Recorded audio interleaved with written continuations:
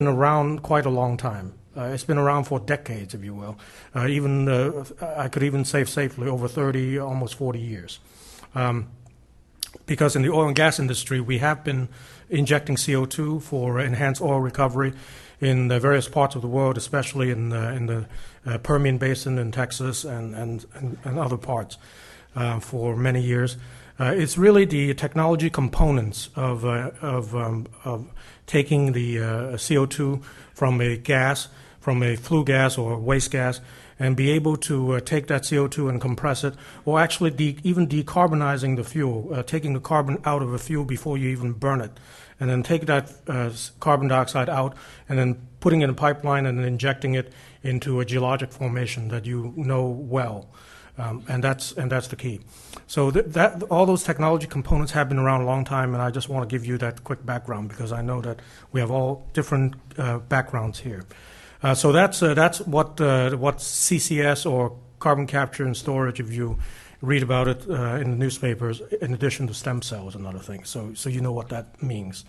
So that's what CCS is all about, and I think the focus has been for the two governments, for the two regions, California and Canada, is for us to find that or generate that discussion and potential areas of collaboration that would hopefully help us towards a path for widespread deployment of CCS, and that's why we chose that theme. So that's what we did, and I also want to thank some of the scene setting discussions that Margaret Johnson had provided, Margaret Johnson from Canada, and also some of the other scene setters that were involved in our group, Terry Tamminen, California, and also Kelly Birkinshaw, who helped us put on some context, some of the policy and programmatic context especially from a government perspective. Now, having said all that, we did spend an entire afternoon looking at many of the issues, discussing what some of the potential themes might be or areas of collaboration, and this is what we came up with. We finally thought that there has to be really coordinated research clusters built around the following themes.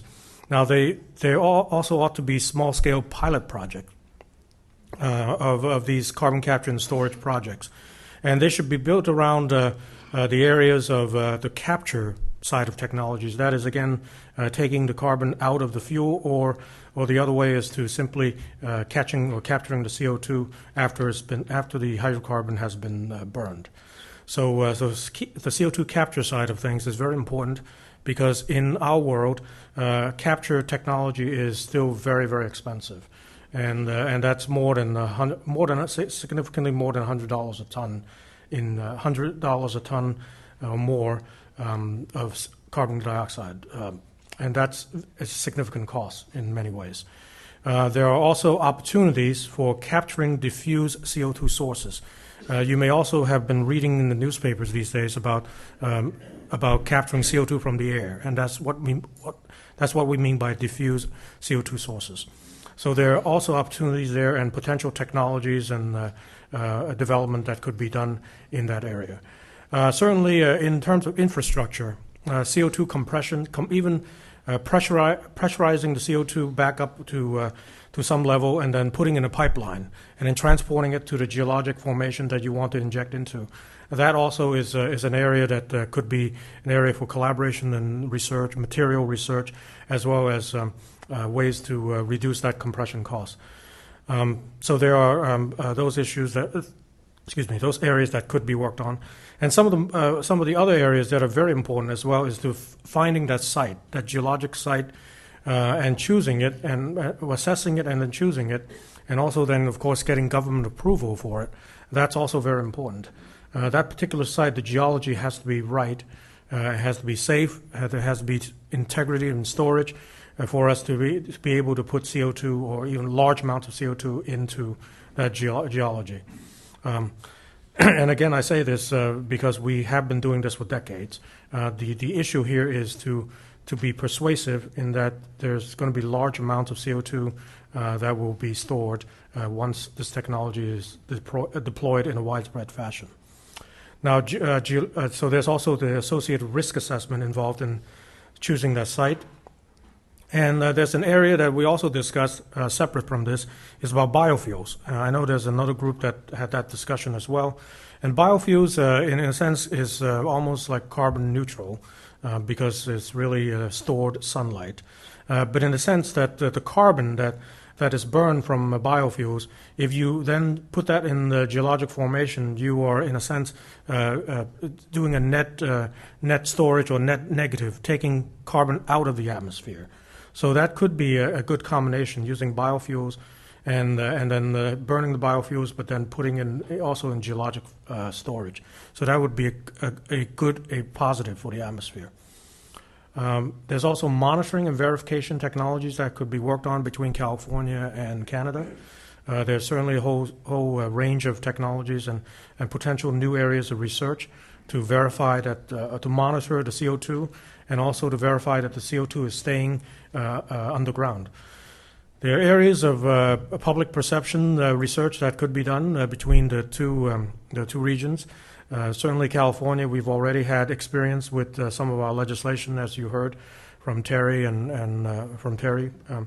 So there are issues there with the public and the community accepting carbon capture and storage as a technology. And certainly, well, no pun intended here, but there is an issue here with the certainty of regulations and policy. Because without any kind of regulations or regulatory framework about how to permit these kinds of storage sites, there will always be uncertainties.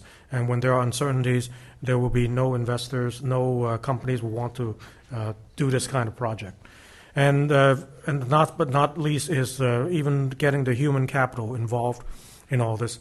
There's probably a lot of research here as well, or at least areas to work on between the two regions, between California and Canada. And what we mean there, of course, is it's really about people even knowing the technology, people understanding and helping to deploy the technology, engineers who plan and develop the technology, but also the skilled trades, the welders, the welders, pipe fitters, people who will actually be able to build and deploy all of this technology. So certainly these are the areas that are ripe for collaboration between the two regions. And with that, that's all I have. Thank you.